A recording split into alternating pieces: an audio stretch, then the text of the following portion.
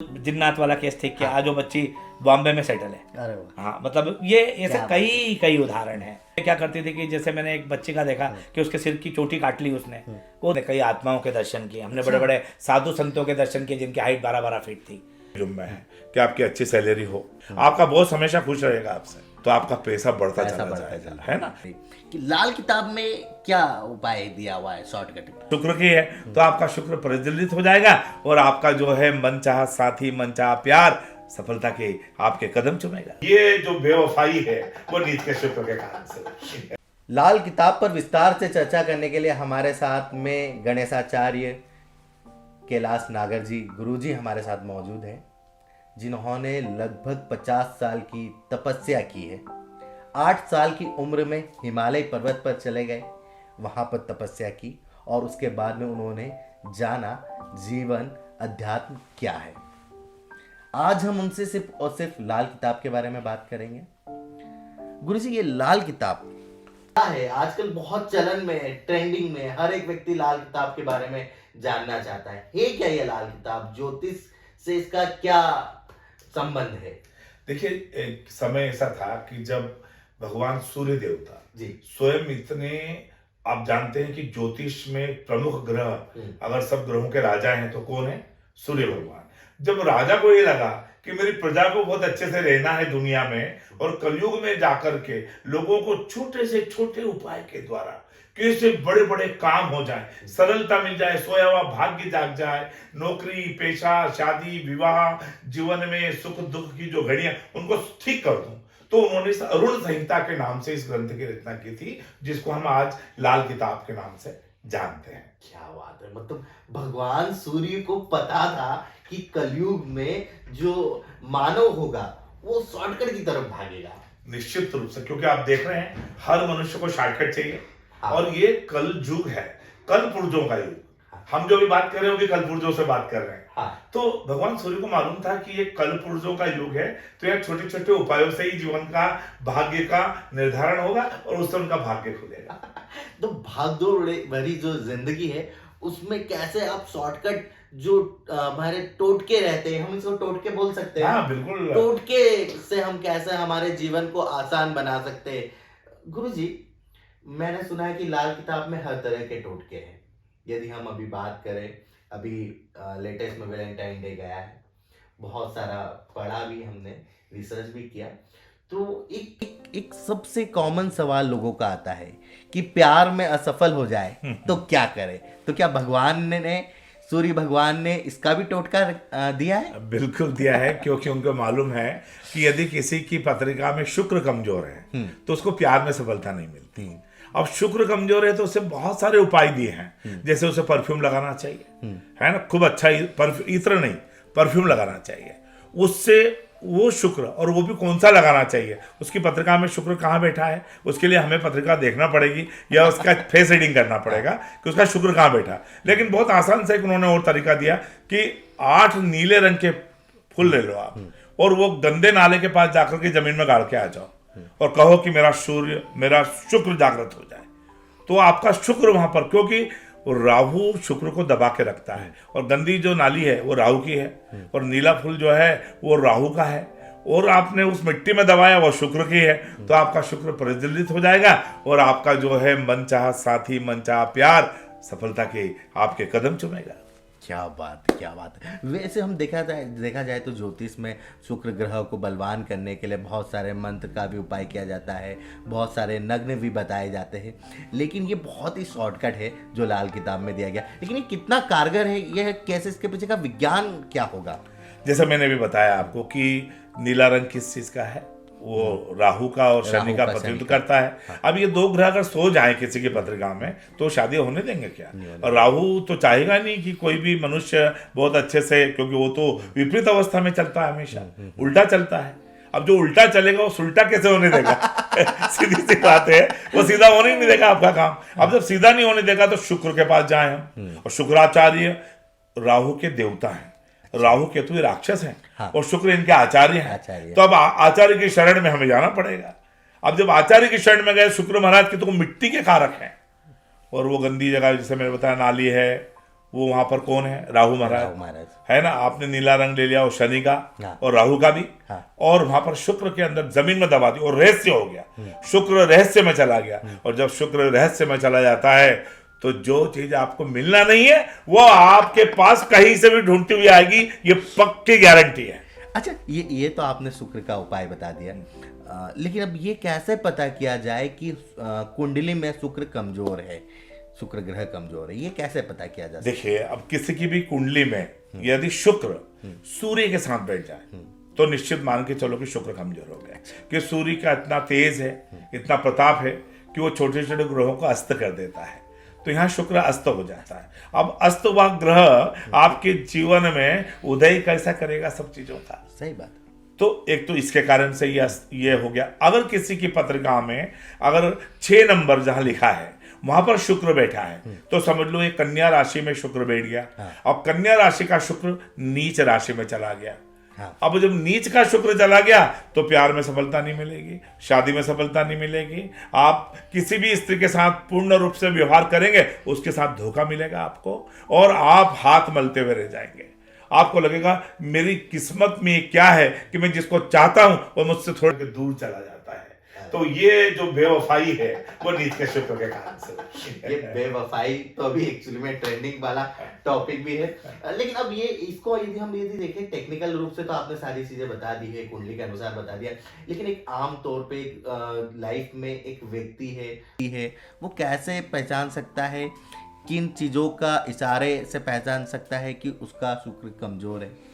जी देखिए, बहुत सारे लोग ऐसे हैं जिनके दिमाग में बहुत सारे गंदे विचार भरे रहते हैं। अगर उनके दिमाग में सेक्स को लेकर के 24 घंटे विचार चलते रहते हैं तो आप ये समझ लीजिए उनका शुक्र कमजोर है। अच्छा, बिल्कुल, ये बहुत बड़ी बात मैं बता रहा हूँ। उच्च का शुक्र होगा तो वो मीन राशि में जाके उच्च का होता है जब 12 नंबर लिखा रहता है, तो वो मनुष्य जहां होगा वहां संतुष्ट भाव में रहेगा हमेशा। लेकिन नीच का शुक्र है, इसका मतलब आपके दिमाग में सब चीजें चल रही है और आप निश्चित तौर पे उससे बाहर ही नहीं निकल पाते हैं। दूसरी बात है, बचपन में कुछ गलत आदतें मनुष्य की लग जाती है तो आगे उसका जो दाम्पत्य जीवन है वो सुखी नहीं रह पाता है, उसके कारण से उसके रिश्ते टूट जाते हैं, दाम्पत्य जीवन टूट जाता है, स्त्री साथ छोड़ के चली जाती है।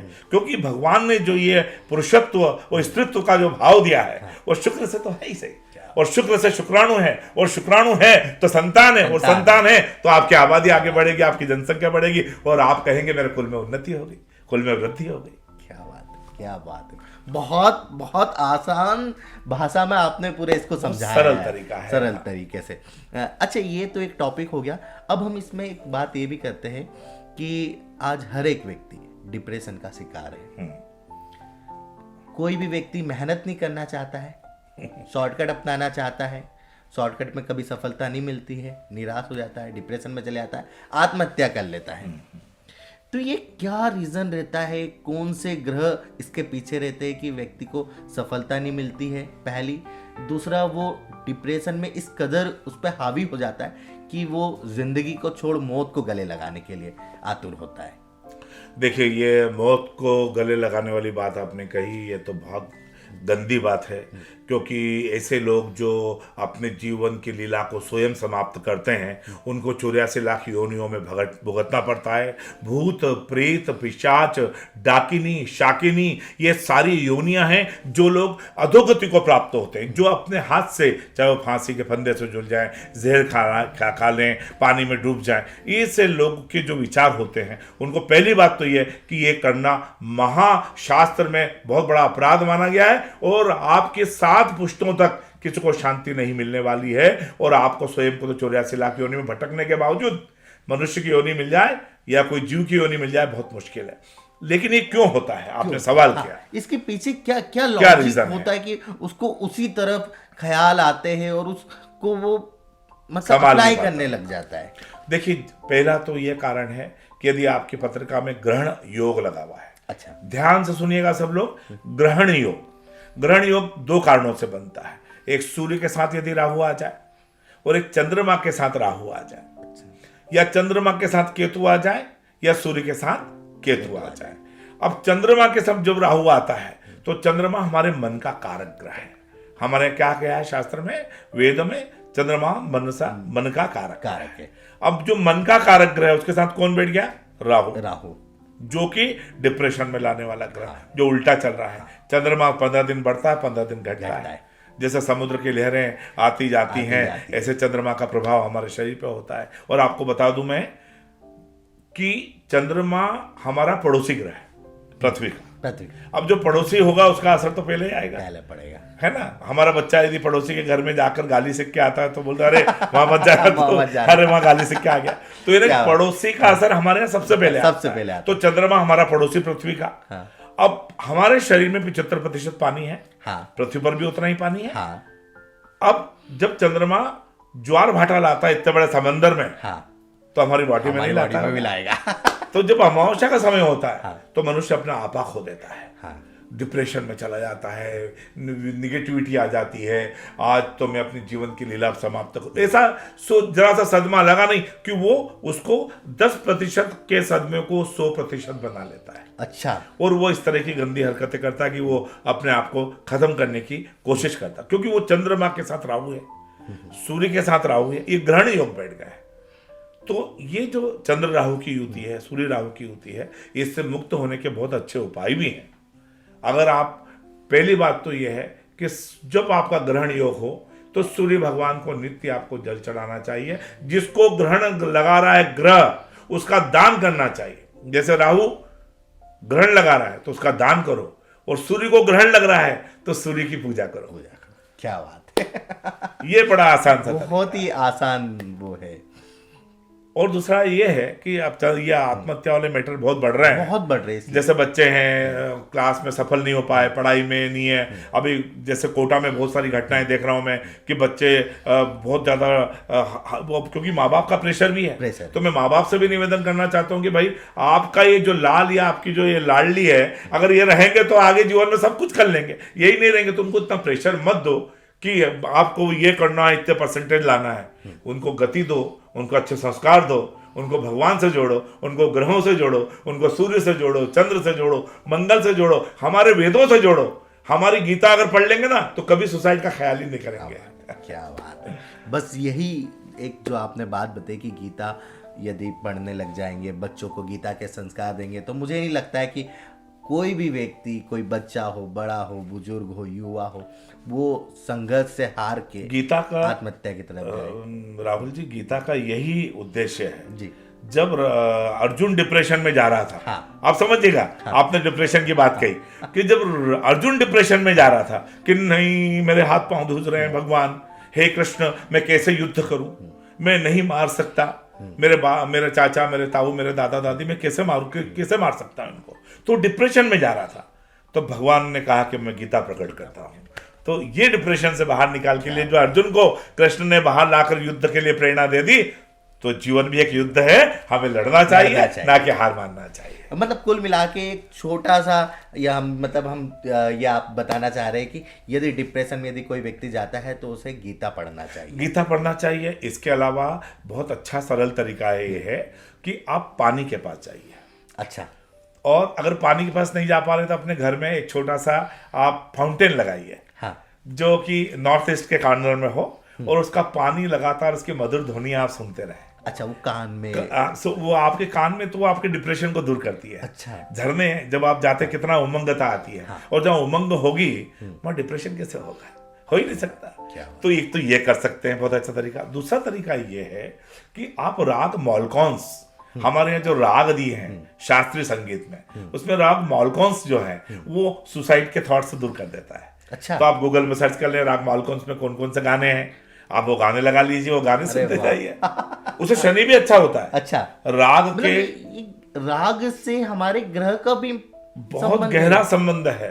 शनि तो राजा है, न्याय के देवता हैं। जब ऐसे बैठते हैं ना यूं करके बड़े इत्मीनान से, और जब वो राग मालकौंस सुनते हैं, है ना, राग यमन सुनते हैं, यमन और मालकौंस दोनों आपको जो है डिप्रेशन से दूर करते हैं, और शनि की अगर पीड़ा चल रही है उससे भी दूर करते हैं। इससे बड़ा और क्या उपाय हो सकता है?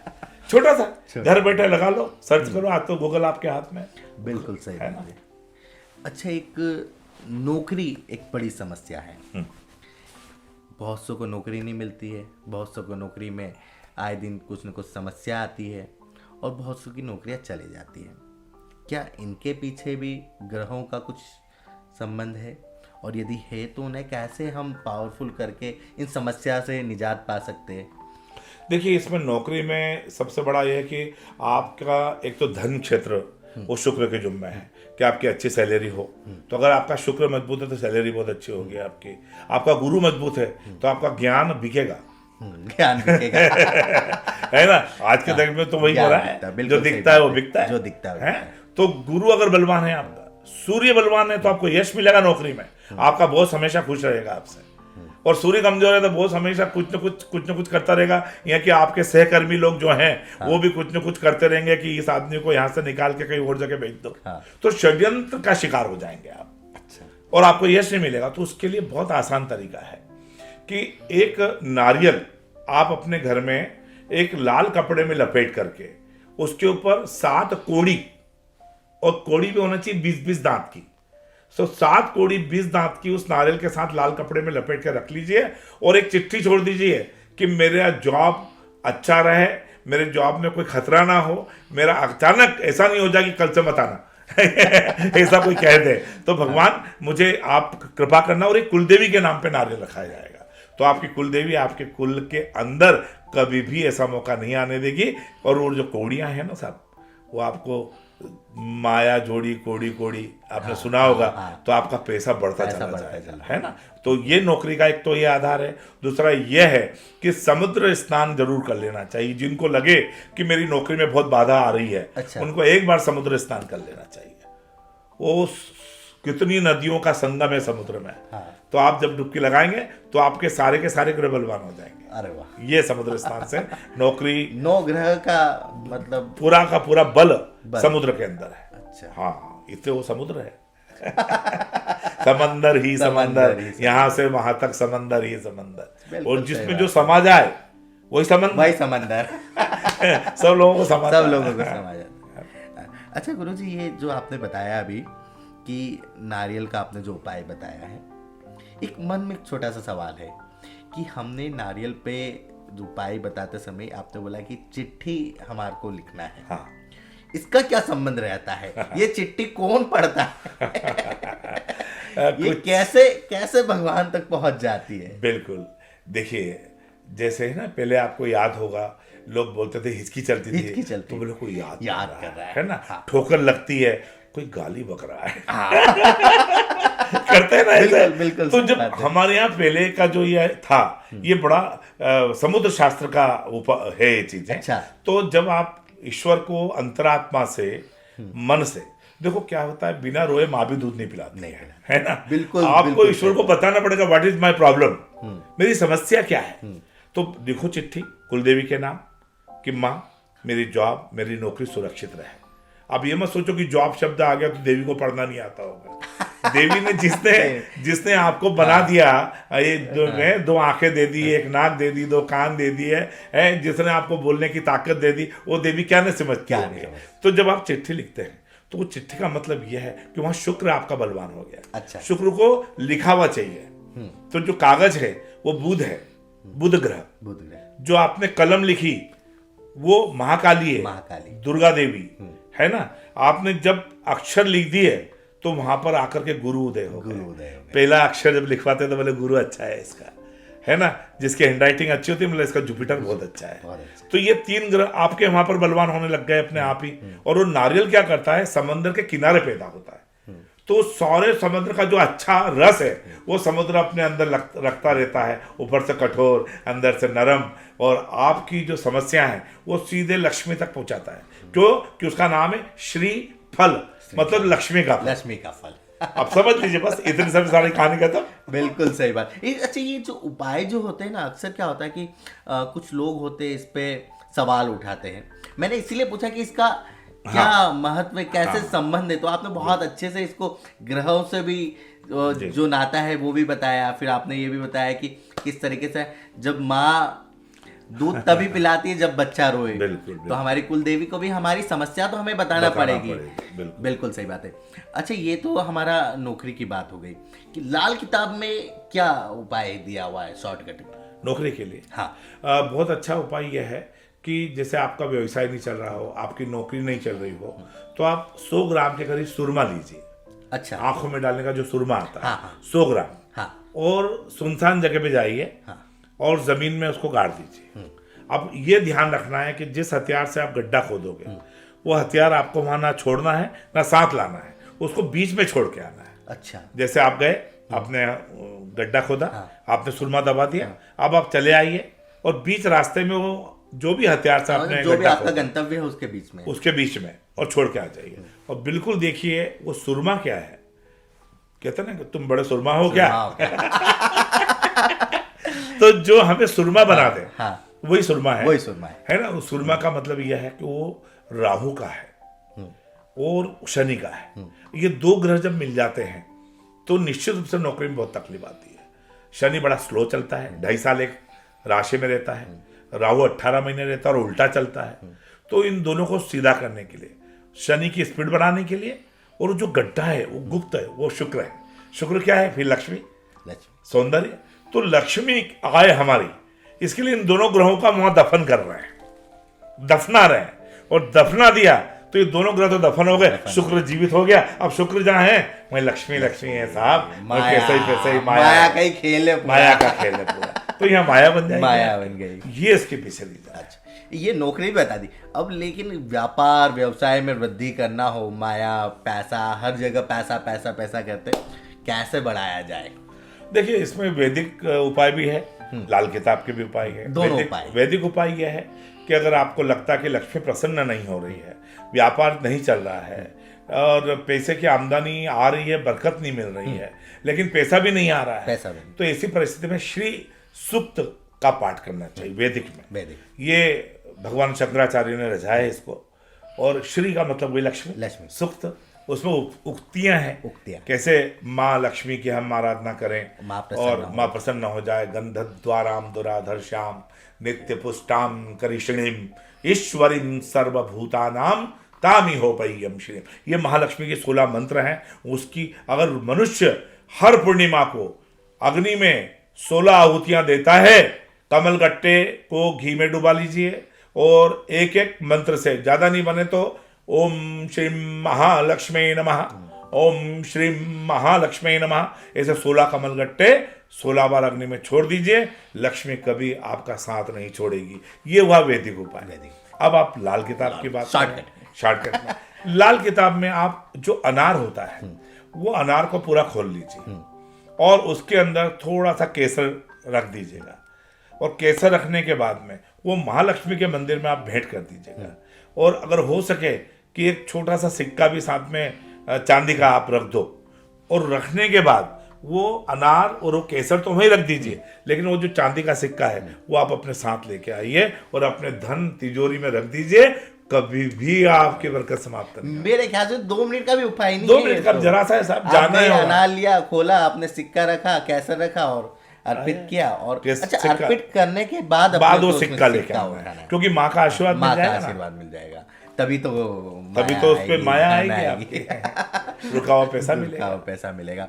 अच्छा, ये आपने उपाय तो बहुत अच्छा। अब इसके पीछे का साइंस क्या है? अनार, सिक्का और कैसे? अनार जो है वो ऐसा फल है, आप देखिए कि वो रक्त को बढ़ाता है। हाँ। है ना, अनार का एक काम है रक्त को बढ़ाता। वो देवी को बहुत पसंद है। हाँ।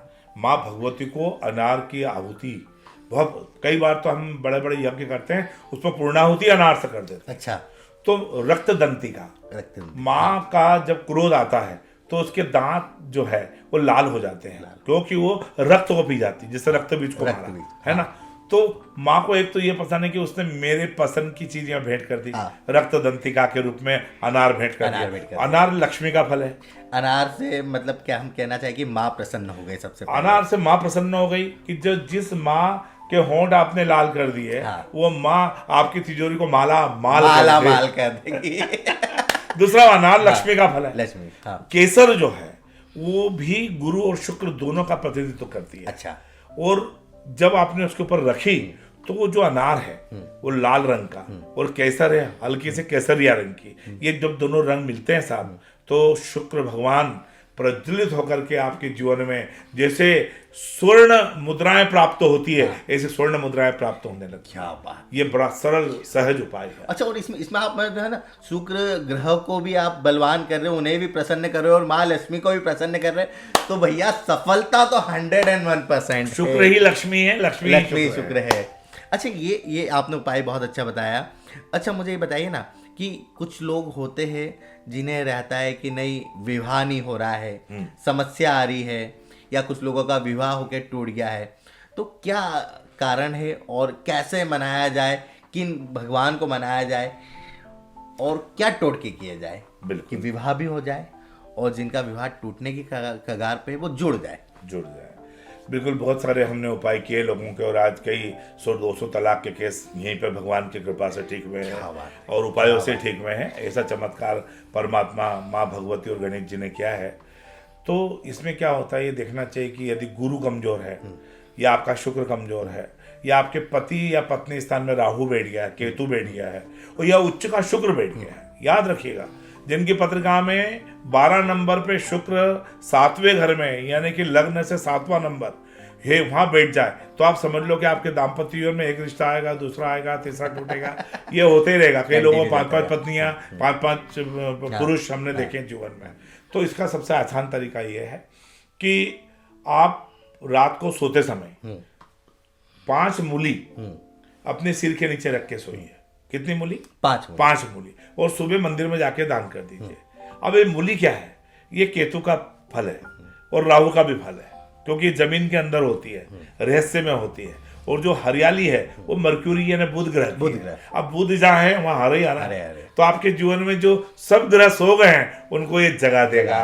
यानी कि नीचे से जड़ में क्या है मालूम नहीं, ऊपर पत्ते दिख रहे हैं, लेकिन अंदर क्या है वो जब मंदिर में जाएगी वो चीज, तुम्हारा गुरु महाराज आशीर्वाद देंगे कि बेटा मैं कल्याण करूंगा और तुम्हारे हाथ पीले कर दूंगा, या तुम्हारे दामन में, तुम्हारे दाम्पत्य जीवन में कहीं कोई कष्ट चल रहा है, तलाक की बात भी आ गई है, तो उसको मैं ठंडा करके दोनों का मिलन करा दूंगा। एक उपाय। दूसरा उपाय यह है कि हमेशा याद रखिए कि जब भी दाम्पत्य जीवन में ऐसी समस्याएं आए तो पति पत्नी को एक बार फिर से ये लाल किताब का टोटका है, अच्छा। पुनर्विवाह कर लेना चाहिए। अच्छा, हाँ, मतलब उन्हीं के साथ है। हाँ। कई लोगों को हम बोलते हैं तो खुश हो जाते हैं, अरे गुरुजी किसके साथ करना है? अरे भैया उनके साथ नहीं, उन्हीं के साथ करना है वापस से। तो पुनर्विवाह कर लीजिए, 4 फेरे, 7 वचन, फिर से कोई आचार्य को बुला के, कोई हल्ला नहीं करना है बड़े लेवल पे, छोटे से लेवल पे ला करके ये काम आप कहीं भी कोई मंदिर में कर सकते हैं, अपने घर में भी कर सकते हैं। और ये 4 फेरे करने से वो जो 2 शादी का योग है वो भंग हो जाएगा और पुनः आपका मिलन होगा और दाम्पत्य जीवन सुखी हो जाएगा। मतलब ये कुल मिला के जो मतलब किसी को इस तरह की दिक्कत आ रही, बाधा आ रही, तो वो घर पे ही किसी कर सकता है। अगर ज्यादा लगे तो हमसे संपर्क कर ले, नंबर हम इस पे आपको दे रहे हैं। स्क्रीन पे आपको नंबर भी दिख रहा है। किसी भी तरह की कोई भी समस्या है तो आप कांटेक्ट जरूर करिए। बिल्कुल। अच्छा गुरुजी, अब आता हूं मैं मेन मुद्दे की बात। कहते हैं कि किसी को चुड़ैल लग गई, भूत लग गया, काला जादू, ब्लैक मैजिक, क्या है? वाकई है या सिर्फ एक ये इमेजिन है? क्या है? नहीं, बिल्कुल है, क्योंकि देखिए तंत्र शास्त्र हमारे यहाँ बहुत बड़ा शास्त्र है। वो भगवान शिव ने भी बनाया है, नाथ संप्रदाय ने भी उसके ऊपर काफी काम किया, हमने भी बहुत काम किया। अच्छा। हम तो छोटे से थे तब से हिमालय में हमारे गुरु महाराज थे, जगत गुरु शंकराचार्य जी महाराज, उनके साथ रहे और हमको उन्होंने सब सिखाया। हमने कई आत्माओं के दर्शन किए, हमने बड़े बड़े साधु संतों के दर्शन किए जिनकी हाइट 12-12 फीट थी, मतलब जो कल्पना नहीं कर सकते। मैं यहाँ आपको रोकना चाहूँगा। मेरे मन की जिज्ञासा जो है अब है ना बढ़ने लगी है पॉडकास्ट में। ये जो आत्माएं जो दिखती है, ये कैसे दिखती है, क्या रहता है? मतलब जैसे कि क्या रहता है, मतलब भूत जैसी आकृति रहती, बड़े बड़े बाल, लंबे दांत, ये क्या होता है, कैसी रहती है? लंबे दांत वगैरह तो नहीं, इनके बहुत अलग अलग लक्षण होते हैं। अच्छा। कि ये आपके आसपास है क्या, अच्छा, पहचानने का तरीका बहुत अच्छा है। कई बार आपको है ना ऐसा लगेगा मुझे कोई टच करके गया, स्पर्श करके गया, आप समझ लीजिए कोई सोल आपके आसपास घूम रही है। कई बार आप बहुत निडर हैं, कई लोग बोलते हैं अरे हम तो किसी से नहीं डरते। कई बार उन लोगों को डर लगता है, तो वो समझ लीजिए उनके आसपास वो कोई ना कोई एक फेरा है, चल रही है, अज्ञात आत्मा चल रही है वहां पर।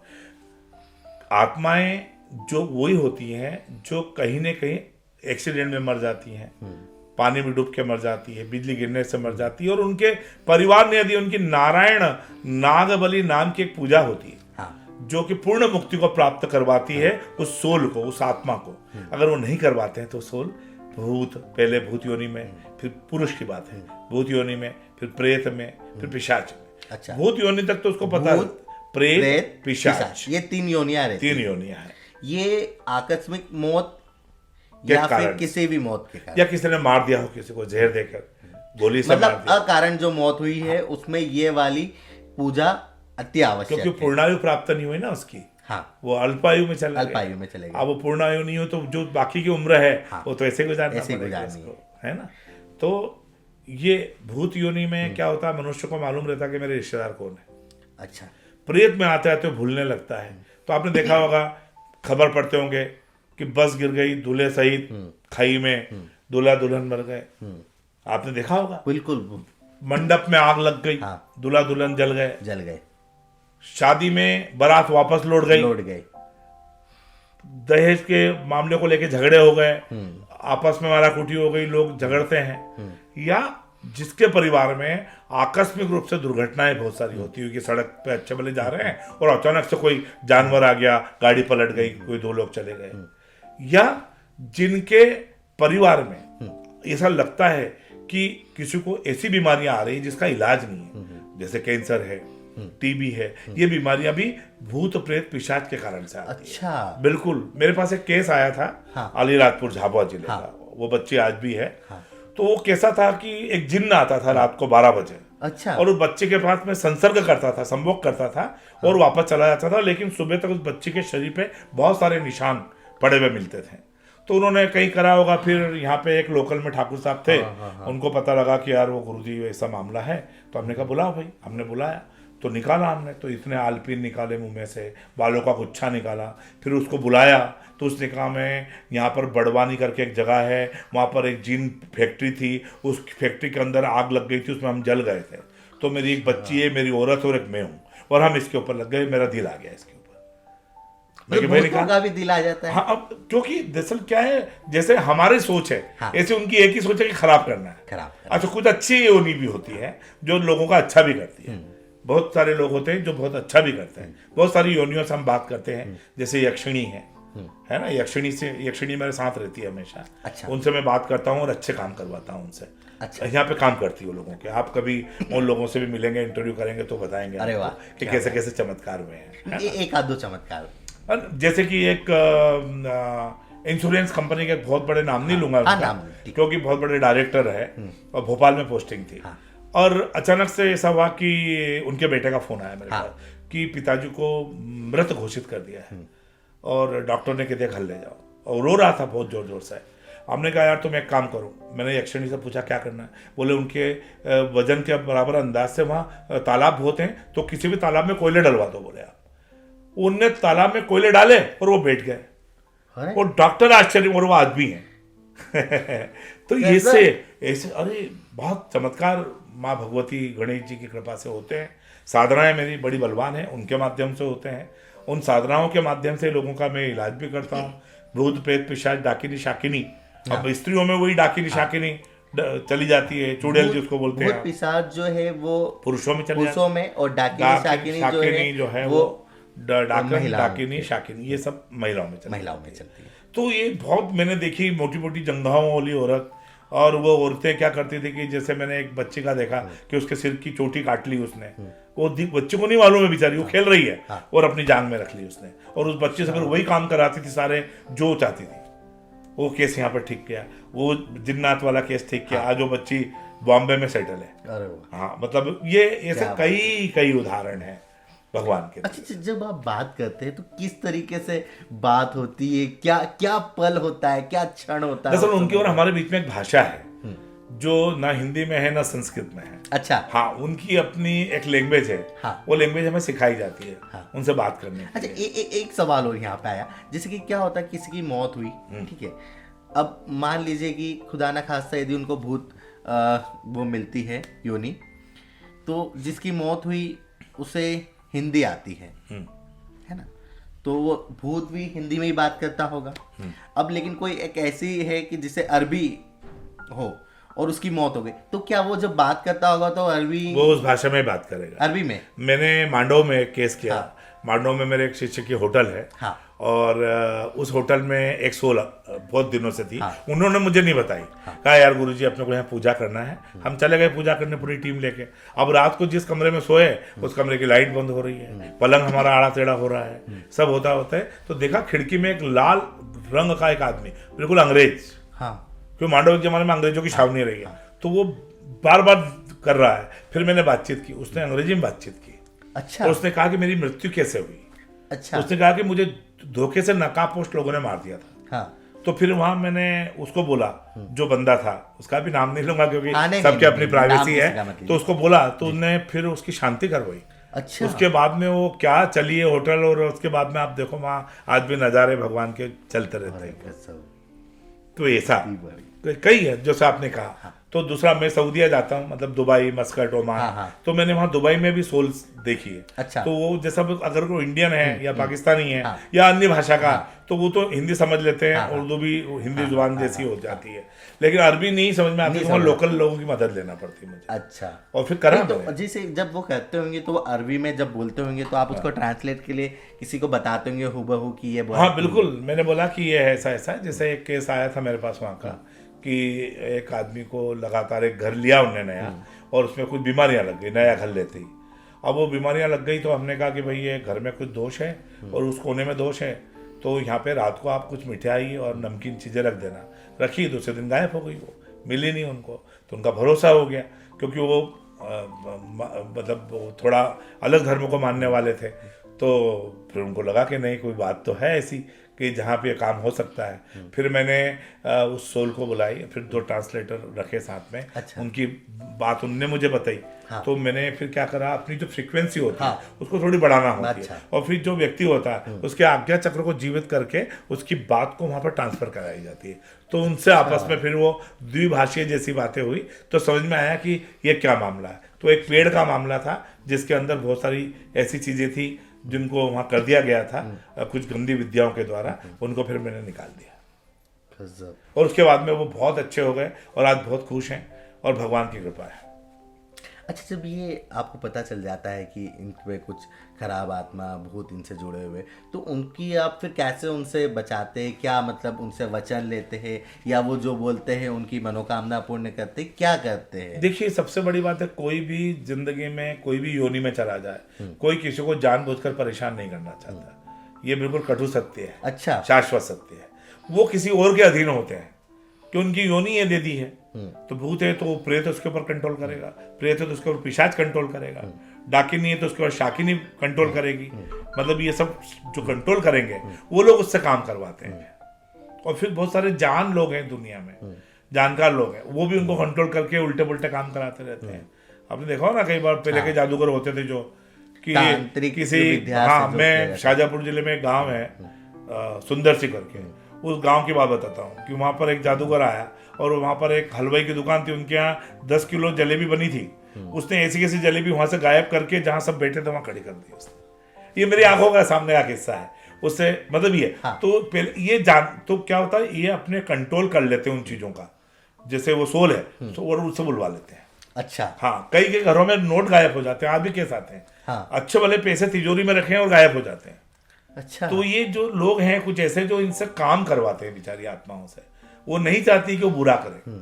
तो वो लोग जो है, हम जैसे भी जो लोग हैं, हाँ। वो हम तो अच्छा ही करते हैं सबका, कभी किसी का बुरा नहीं किया आज तक। पर कुछ लोग ऐसे हैं जो पैसे की खातिर गंदा काम करते हैं, उन सोल को अपने कंट्रोल में कर लेते हैं और बुराई से वो अपना जीवन चलाते हैं।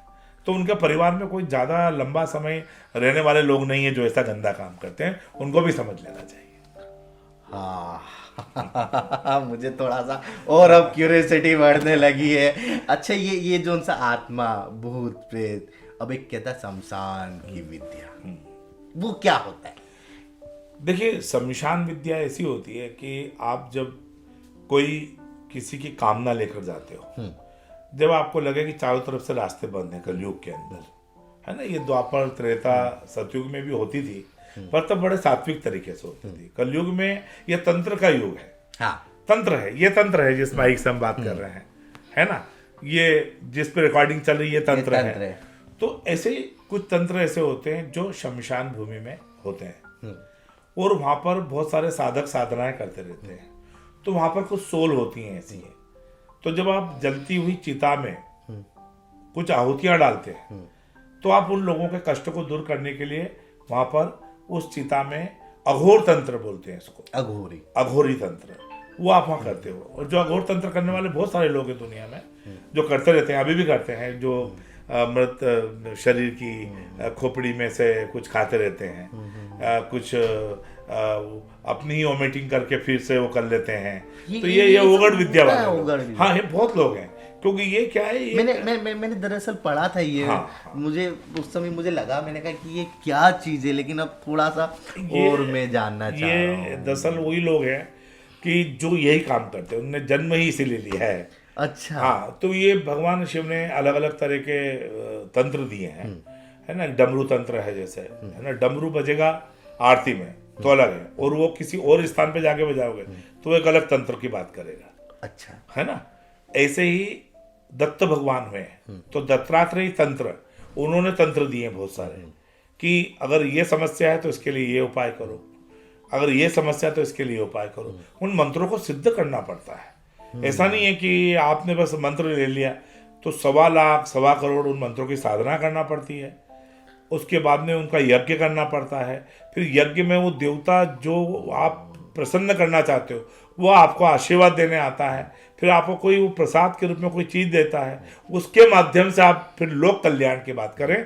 भगवान ने ये बात कही है शिव जी ने पार्वती से कि पार्वती, ये जितने भी तंत्र मैंने दिए हैं ये लोक कल्याण के लिए है, अगर लोग इसका गलत इस्तेमाल करेंगे, खराब इस्तेमाल करेंगे, तो मैं उनका जड़ मूल सहित नाश कर दूंगा।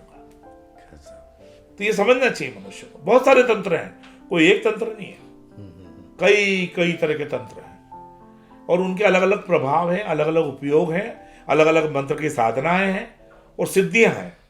साधना से सिद्धि प्राप्त होती है और सिद्धि प्राप्त हो गई आपको तो फिर कृपा प्राप्त होने लगती है। अच्छे काम के लिए आप इस्तेमाल करें, लोगों के कल्याण के लिए इस्तेमाल करें, उपयोग करें। अघोर तंत्र में यह होता है कि वो सब गंदी चीजें भी ले जाते हैं, देवता को प्रसन्न तो कर लेते हैं, पर वो जो होता है जैसे विक्रांत भैरव है, हाँ, काल भैरव है, ये भी तंत्र के देवता है। अच्छा, है ना। अब इनको प्रसन्न कर लो आप। हमने बड़े गए, हम तो काल भैरव या विक्रांत भैरव में साधना की। अच्छा, शमशान के नीचे, पर अच्छे चीजों को प्राप्त करने के लिए साधनाएं की।